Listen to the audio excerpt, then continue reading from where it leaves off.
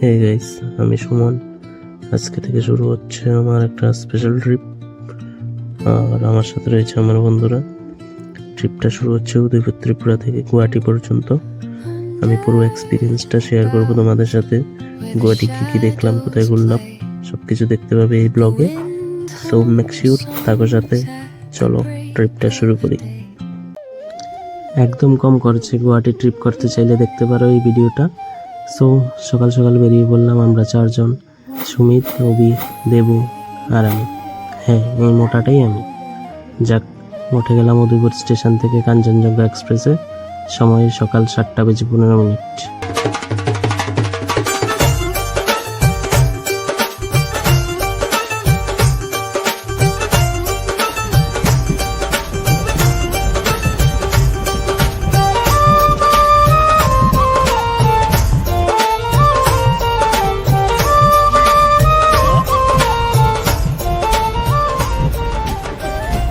Train journey উপভোগ করার পর অনেকটা ক্লান্ত হয়ে পৌঁছে গেলাম লামডিং স্টেশনে।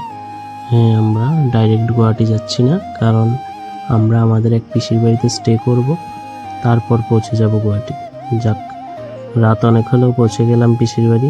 বাকি আপডেট কাল দিচ্ছি।